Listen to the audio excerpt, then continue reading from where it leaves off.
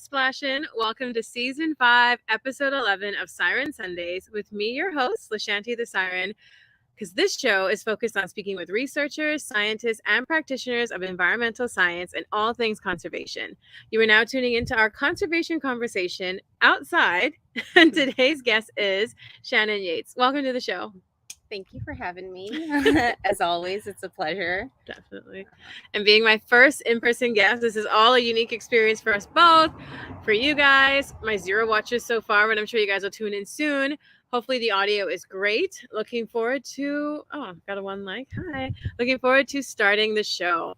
So Shannan, can you just tell us a quick introduction on who you are and what you do? So I am currently a Ph.D. student at Tulane University, which is located in New Orleans, Louisiana. Currently, I am studying thermal physiology in regards to climate change. And so what that means is I study how ectotherms, which are animals that use the environment to thermoregulate or to come to homeostasis using external heat.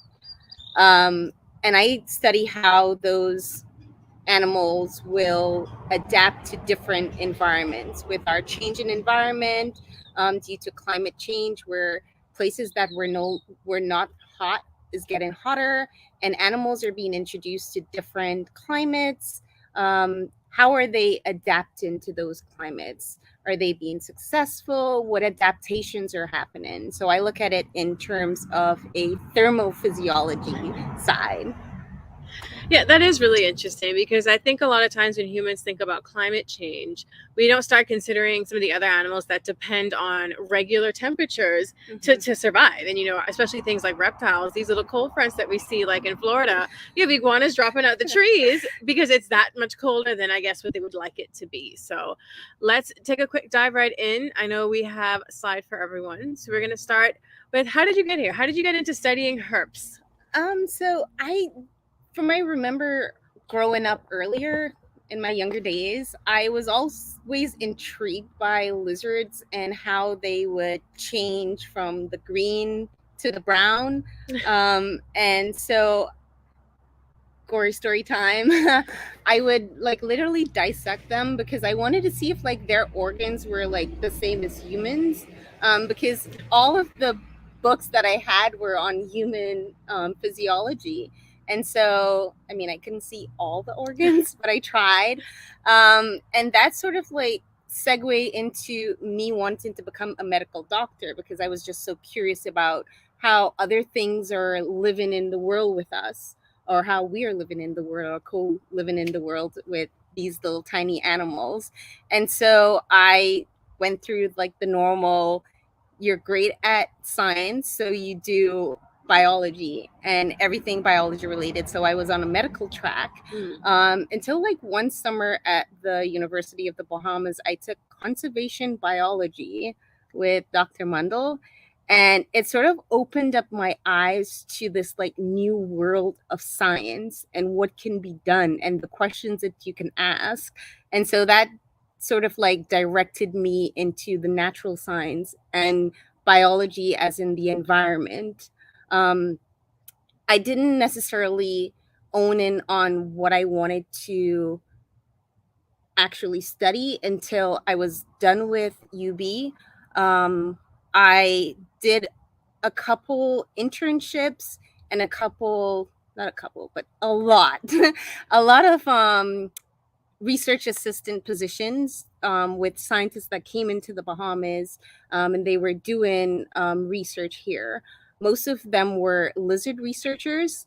And I remember on this one particular trip to Long Island, and we were looking at lizards, and it was the middle of the day and it was hot. Hot as hell.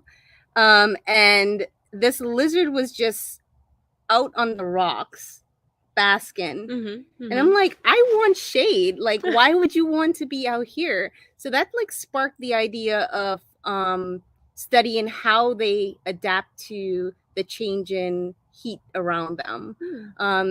And also sparking that is when I did a research trip solo to Ragged Island, which was sponsored in part by the Bahamas National Trust at the time.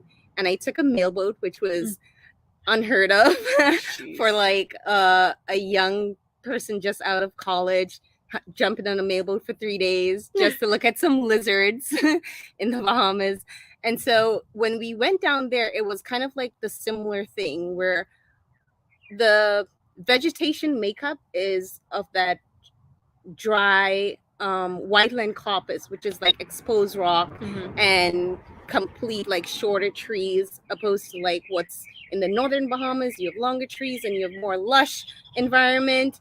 And so I noticed that animals were also basking in the middle of the day on these rocks, and I'm like, I'm under a tree sweating hot, and he is just sitting in the rock middle of the day and trying to thermoregulate.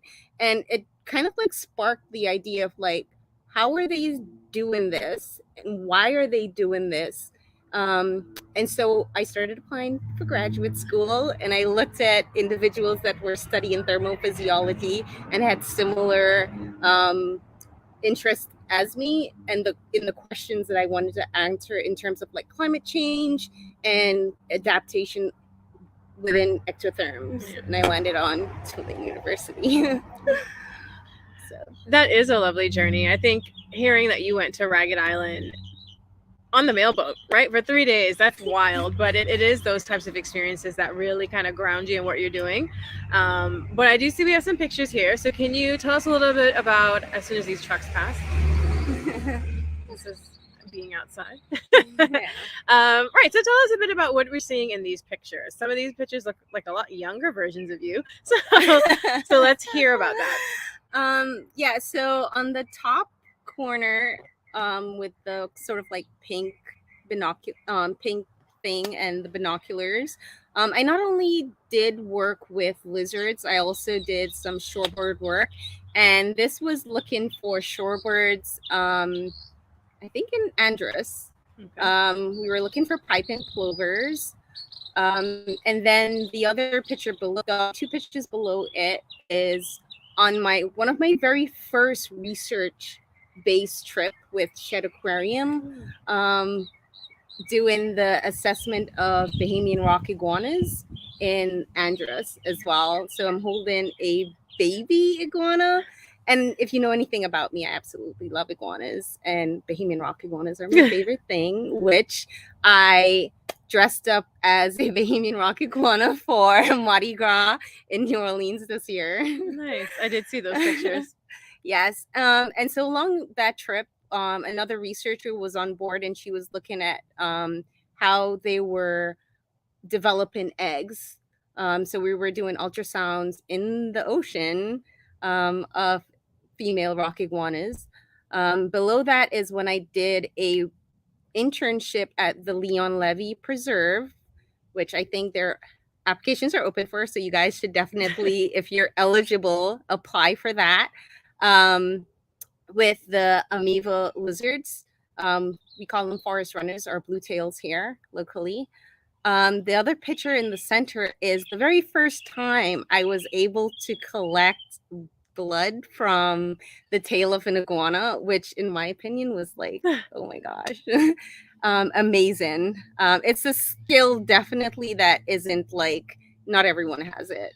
It took a while to get that. And on the very top right corner is me and my field assistant Lala on the mailboat that was about to go to Ragged Island.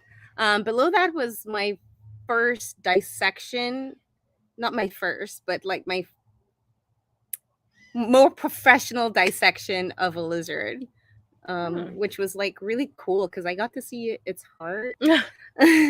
Unlike your dissections when you were younger. Unlike them. Yeah, so this was like, I got to see more organs this time, which was exciting. So I do have a question. The third picture, which would be the one with you taking the ultrasound in the water. Why did you have to hold them in the water? But because the salt water has ions, you can better be able to see the wow. imaging of the ultrasound compared to like fresh water. Oh, that is really cool. So I know we have a few more slides. I'm going to keep the slides moving. All right. Yeah, so we have some more. What's going on in these ones? We have such a colorful journey. Wow. So these ones I think are just like continuing to highlight some of the other stuff that I did. The top one again is Ragged Island, and I just wanted to emphasize the fact that I took a mailboat to Ragged Island, which is like one of our most southern islands in the Bahamas.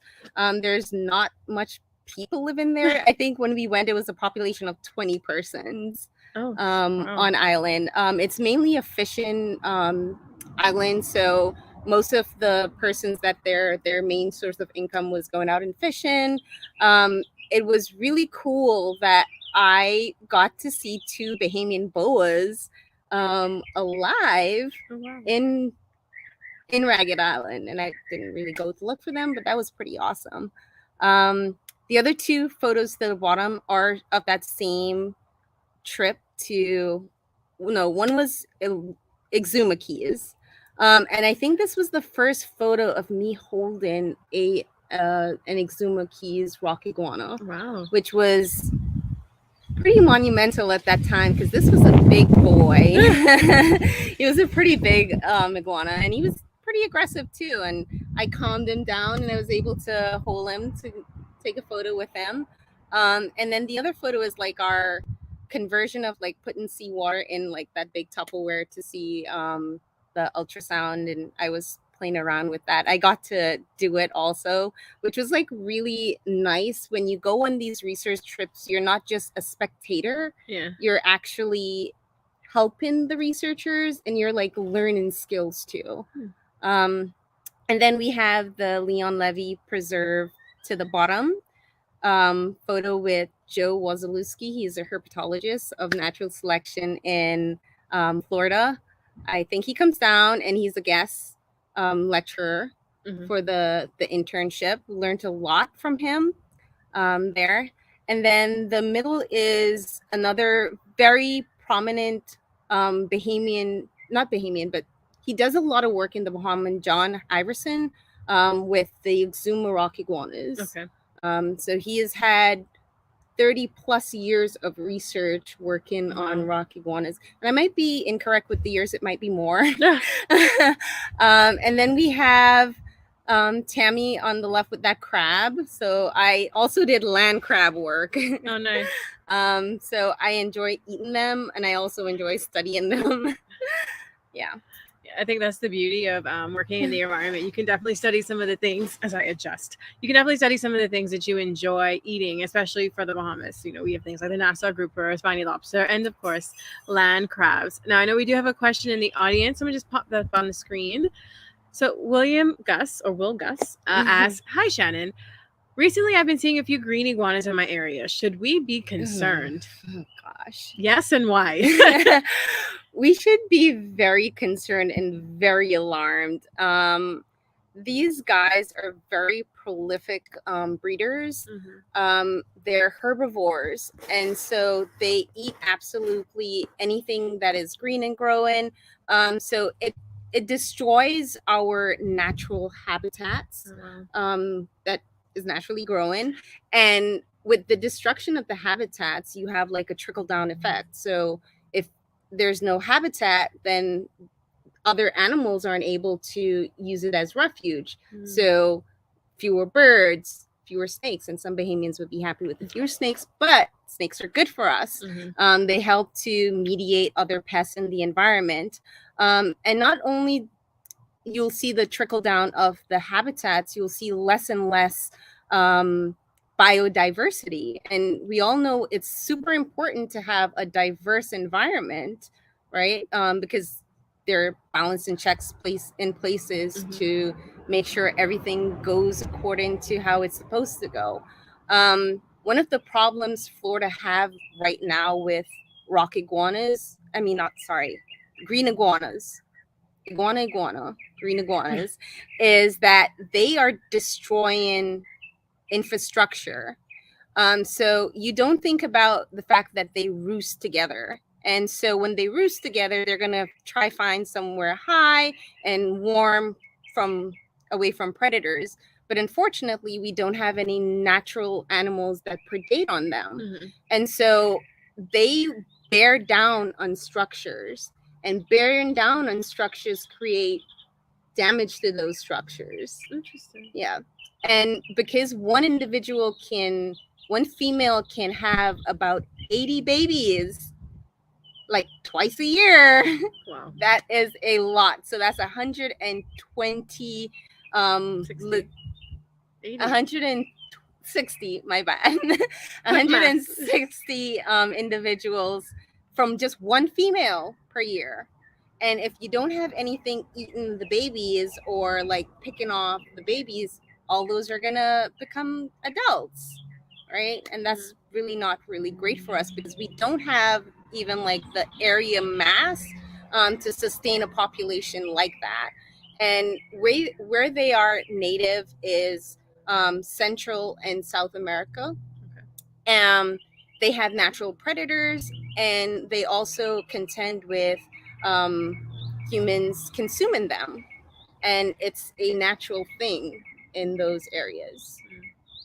Yeah, and I think a lot of people don't realize that most animals, unlike humans, actually have a lot of babies because they do expect only a small percentage to survive. They don't actually need 160 per year to survive, but just in the natural order of things and the primal instincts and behaviors, we find a lot of these other animals are working to maintain population, not overpopulate. We will continue on to the next slide. Perfect. We'll start getting a bit into your actual research and the poster presentation that you recently did. Thermal traits in lizards. What are we looking at here? Why study thermal traits? So we study thermal traits, especially in ectotherms, because these thermal traits will influence them physiologically. And when we say physiologically, we mean the functions that make up or make the individual tick or go, right? And operate. So ectotherms get their energy from their thermal energy from the environment. So imagine, I'll take me as an example. You transport me into Alaska. I've grown up in a tropical and subtropical environment my entire life. Put me in the coldest part of Alaska. Initially, I probably won't do well because I'm not suited for that cold environment. But maybe I will develop some physical traits that will help me to adapt to that cold environment. So I study how an animal, mainly lizards, because they're like some of the most abundant ectotherms on the planet, adapt to new environments and how those adaptation work for them advantageously, right? So you're kind of looking at a map of how the climate is changing from over the last 200 years. Yeah, I think it was supposed to. Supposed to play. Yeah, I know it was supposed to play, but sadly, Murphy's Law. Just like all this light penetration on my face, and we have the beautiful Siren pups in the background. Very upset that them, as the only live audience to ever be on Siren Sundays, cannot even participate in the show. Next time, my dears. So we're going to move on to our next slide, and definitely maybe Shannan, if anyone's interested specifically in this slide, feel free to reach out to Shannan on Twitter or Instagram, and I'm sure she'll be happy to share this diagram. Yes. So how do you test this? So we test this using preferred temperature and thermal heat tolerance and thermal cold tolerance.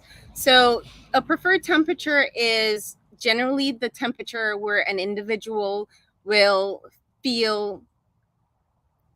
prefer to be at because all their physiological processes will be at their peak, right? So we kind of like create this in the lab by using this gradient this thermal gradient, having a heat lamp at one end and having the surrounding room very, very cold. So it creates a gradient from anywhere from 18 degrees Celsius to 40 something degrees Celsius, Okay. 42. And so animals will choose a temperature at which they best is suited for them. And so we run this experiment for an hour, and then we get the average of the temperature, and that is considered their preferred temperature. Okay. And then we do their heat tolerance. So imagine you being placed in an environment that is twice the temperature that you're used to. You have a limit to where you want to be or what temperatures you can be exposed to until your bodily functions begin to decline. Yeah. Right. So what we do is we do a right-in response with the animals, and we flip them on their back, and the temperature at which they can't right themselves, we consider that their heat tolerance. We also do the same thing to get their cold tolerance, and these tests aren't invasive. They're still alive, they're still well, and because we are working with invasive species, we do not keep them forever after the experiment has been done. We help the environment by removing them. In humane ways. In very humane ways. You ready for the next one? Yes. So with these, after we did this, or me, we then compared so we wanted to test a couple things. We wanted to test whether preferred temperature was repeatable. And what that means is if the temperature at which individuals in that experiment preferred, is that temperature repeatable among the individuals, right? So that will tell us that animals will have a consistent temperature at which they prefer to be at, right? So they can have optimal physiological processes, right? So we wanted to see whether this was true, because most of the literature says that preferred temperature is repeatable and that it correlates with their heat tolerance. So we also did their heat tolerance, and we found no repeatability between the individuals, and it was not statistically important. I don't think I should use the word important. Yeah, I was going to say any data, any results are good results because you've learned something. Yes. Yeah, it was not statistically proven that preferred temperature was repeatable. And then we correlated the preferred temperature to the heat tolerance, because the theory is that the higher your preferred temperature is the higher your heat tolerance would be. And so if your preferred temperature is high and your heat tolerance is high, that means that you could sort of sustain higher temperatures in the environment, right? So if you took a lizard from here and put it in the Sahara Desert, where it's 100 times hotter than, well, maybe not 100 times, gross exaggeration, a lot higher than what it is that they're used to, technically they're supposed to still survive. Okay. Theoretically. Yeah, theoretically. And so we did not find a correlation between individuals having a high preferred temperature and a high heat tolerance. And so what that means is just because you have a higher preference or preferred temperature, it doesn't mean that you're going to be able to sustain higher environmental temperatures. And so this isn't necessarily what most of the literature suggests out there. And it could mean one or a couple things. It means that the process by which we use to test the correlation between the preferred temperature and the heat tolerance wasn't sensitive enough, which I will be trying to tweak this summer and redoing the experiment to see if we get the same thing, or that there is just no correlation between having a high preferred temperature and a high heat tolerance. So could it be, and correct me if I'm wrong.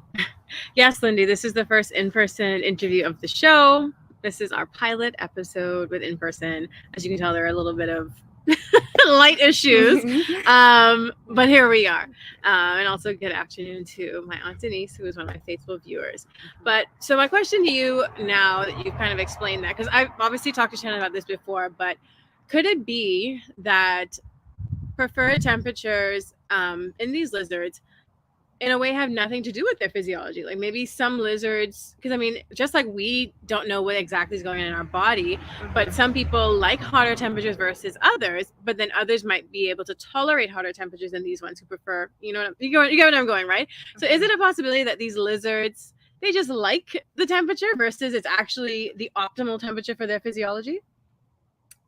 That is a really great question. I am smart, like I may be hosting the show, but I'm a scientist. Like let's not get it twisted. That's a really great question. Yeah, it could be behavioral. And that is potentially something to explain. Tulane, give me my PhD, please. That's something to potentially explain what is happening. But I think to outrightly say that, we would need more data to support that theory. But no, I can't answer that. See, I need to come to Gunderson Lab. Like, if you're watching, I could totally be a new researcher. I'm with a behavioral standpoint, because I think oftentimes we negate that. Yes, while other animals may not be thinking beings like we think we are, there may actually just be a natural preference, as we've seen with domesticated animals. Like some dogs just have a quote unquote favorite toy for whatever reason it is. And it could just be some of these lizards, their preferred temperature is solely based on behavior versus like the physiology of that animal. I will say though, while there might be behavioral driven in theory, you have to understand that they do have to have a certain temperature for them to be optimally functioning. And it's as simple as I need to survive. I need to make sure all my bodily functions are operating at an optimal standard that I need to procreate, to digest my food, to just grow, right? So when we evaluate fitness in these individuals, we look at what temperatures are influencing these three things, right? Growth, fitness, and sexual reproduction. So yeah, we have to consider that too within like the realms of, is this temperature just too hot for them, or do they like this hot temperature, or what is driving that within the fitness bracket? Because I think something that might also be interesting for your lab, I'm very interested in this, and I think just to note for viewers, because obviously I don't interview myself in these. I've always been more interested in the behavior side of a lot of things, human behavior, animal behavior. I used to work with dolphins and sea lions. I got trained. So one of the things that I'm now curious about that you may be able to take back to Tulane, is just even looking at any sort of, because obviously you guys have done high temperatures, low temperatures to find out their preferred and the tolerance level. And we know what the optimal level would be based on our studies of their physiology, but also maybe even taking a deeper dive into the genetics, right? Like the lizards that you mentioned, right? The lizards that maybe like the same temperature, are they related? Do they have some common genes in them? Like, is there some special, as we know with evolution, the survival of the fittest, like some of these ones that may have in their genes, like we see with some corals that just can stand higher temperatures. Maybe that's kind of what it is, because again, we don't know every day, like what's the optimal temperature that we're at for our bodily functions. We just kind of have an estimate, and because we can think a bit more than some of these animals, maybe they just, again, they're just kind of doing what feels best.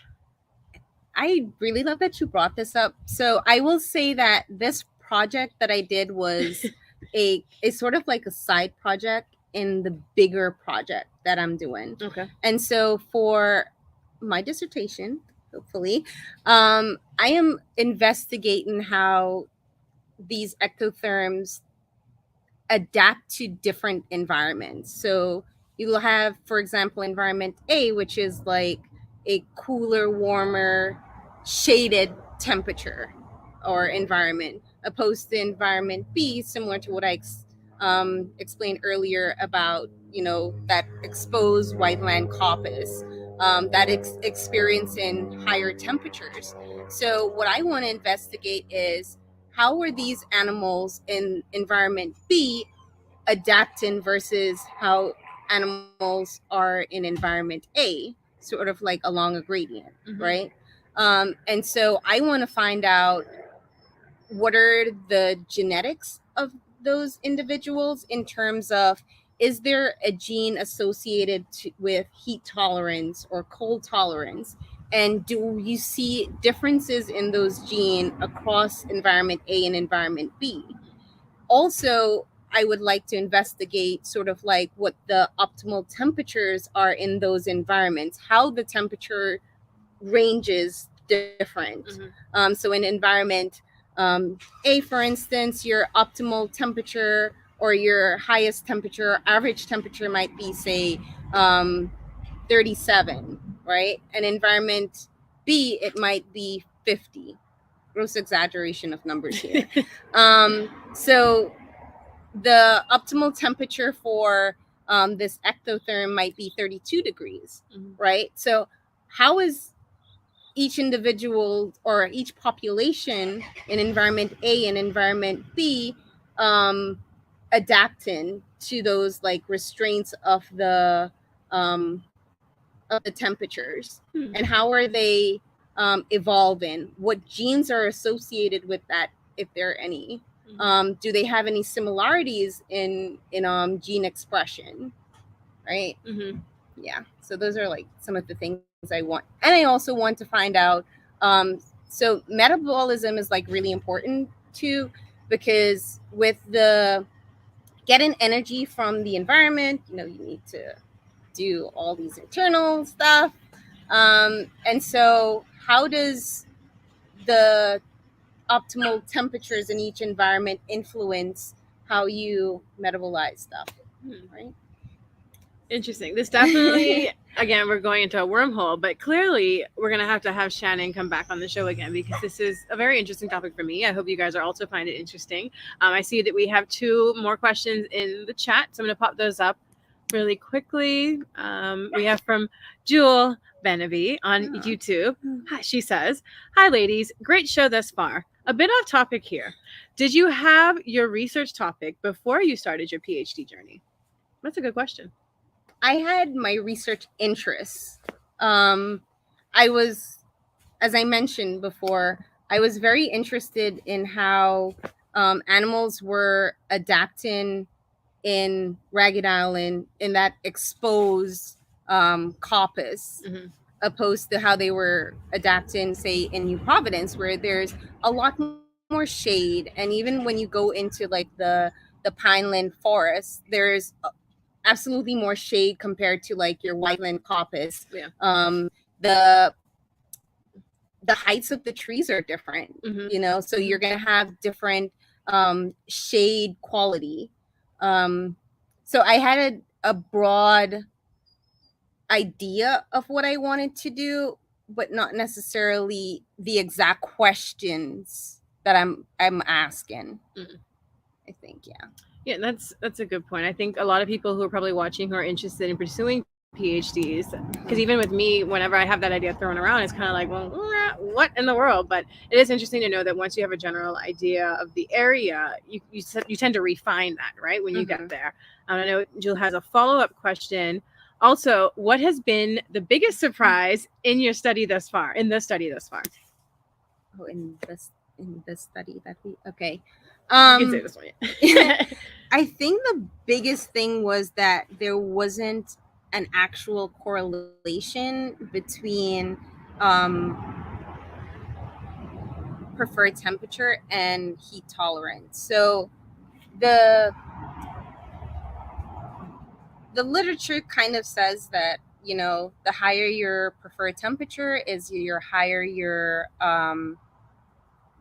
heat tolerance is going to be. And when we didn't find a correlation between that, like I immediately was like, I went to my advisor and I was like, I think I did something wrong because I didn't get what I was supposed to get, or I think I was supposed, like, what I intended to get. And he was like, all right, let me look at the numbers. And he was like, oh yeah, I think this is correct. So that was like the biggest surprise, I think, of this particular study, that I didn't get what the popular thing was. And it was a little scary for me. I think you may just have some very attitude-y, if I may say, lizards up in New Orleans. So I think, but this is just obviously me just joking about my initial question about the behavioral influences of her research. But yeah, that's interesting. I also see we have another question coming in from YouTube. Another faithful viewer, Kerwin Mullings. Cool, came late. That's okay, it's recorded. But I would wonder how much water lizards with higher preferred temperatures would retain or intake, or does that even matter? That's actually an interesting question. Is that something that you guys have looked at? Water intake? Did he say water lizard? No. So I'm going to put it up again. How much water lizards? Yeah. How much water lizards with preferred temperatures would retain or intake? So is there a correlation between that? I personally haven't looked at it, but I'm sure the literature is out there. There is a lot of work on water loss. And that just that refers to like how much water an individual in a particular environment would or can afford to lose. Yeah, I personally haven't looked too much into that, but it is something that I'm thinking about also building into my dissertation project, water loss, because different individuals or different species are going to have different water retention needs, right? So again, in our desert versus our tropical animals, I think would less likely be concerned about water loss because the environment itself is so cool, opposed to a animal in the Sahara Desert. Like they would want to lose less water. So that will sort of like, that will be related to behavior, right? Okay. So it will dictate a lot of like when they can go and thermoregulate because they want to lose as less water as possible, just because there isn't a lot to gain. Yeah, so that's more of like a behavioral thing. And it's a simple like addition to any experiment. Nice. That's a really great question. Yeah, we have some great viewers today, as we always do. But I do just really quickly, and I admit ignorance because obviously I do not study herps. Do lizards sweat? Do lizards sweat? I might be wrong if I say no, but I don't think they sweat, but they definitely lose water. It's one of the reasons why they don't pee. They lose a lot of They don't pee? Yeah, they do. I lie. What are we doing they don't pee like in the normal like sense of peeing, like water come through. They like all their when you see lizard poop and you see that white tip on. Oh yes, I've seen those. So that's like the urea. That's the way they expelled any like water-based fluids through that thick pasty thick pasty thing. They would prefer not to pee. I think I have seen lizards like pee on me before. So but it's not they don't do it intentionally. It's more out of a response to threat or like I might die, so whatever. Interesting. Yeah, because I know snakes do like a musk, right? But they don't pee either. Interesting. We're now talking about reptile urine, which technically wouldn't be called. You can hear the pups. I'm sorry, I keep looking over to my left. They're actually very upset that I'm outside and they're not here, and they were pulling on the banana tree shrub, whatever. But anyway, they'll be released soon. But Kerwin did say thank you, but it is an interesting topic. So that brings me to one of my next set of questions as we start to wrap up this episode. We're already 40 minutes in. Oh my gosh. No. Right. So what inspiration would you give to young people, and especially young girls, right? Because we don't hear about a lot of girls and women in studying reptiles or just even studying terrestrial things. I think the Bahamas has a lot of females in the marine side, but I don't, off the top of my head, I can't think too much about women working with snakes and lizards and all these other quote unquote creepy crawlies. So what inspiration would you give to some young viewers or young people interested in working with herps? Inspiration. Oh wow. I would definitely say, if you're passionate about it, don't listen to any of the chatter. There's a lot of people who would say, men especially, that would say, women aren't great herpetologists, or women won't do good because they're females in the herpetology world. And I've actually heard that directed to me personally before. Ignore that. That is absolutely incorrect. Those people are coming from a place of, they're very insecure. So you have to be passionate about what you're doing. You have to want to do it. And I believe once you have that passion and that want and that drive, everything else sort of like disappears and dissipate beyond that. Keep going, even when you feel like no one is on your side. And if you do feel like that, you can just send me a message and I'll encourage you, because we need more women in the field. Just keep going. Don't listen to the chatter. And I will say, and of course, we're not going to exclude men or young boys, but I think if you are a young guy or young boy, man, don't discourage females that you see are interested. I think just growing up, right? Because I'm going to put my brother on blast here.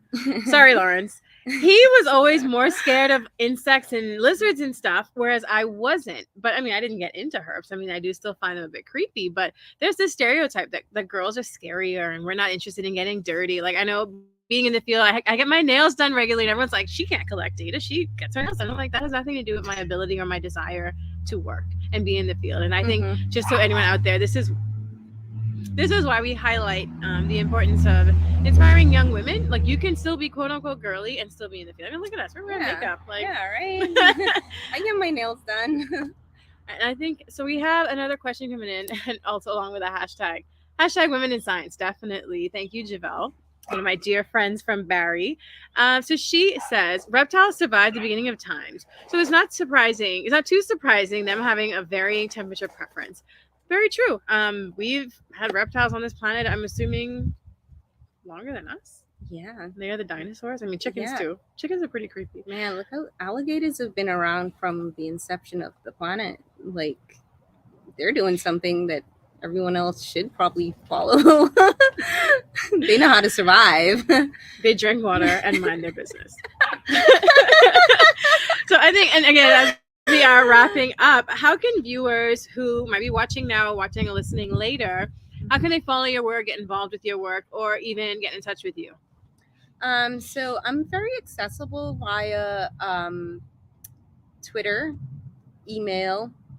Email is probably like the most like quick line of connection to get to me, or even a DM on Instagram. I'm pretty like responsive to Instagram.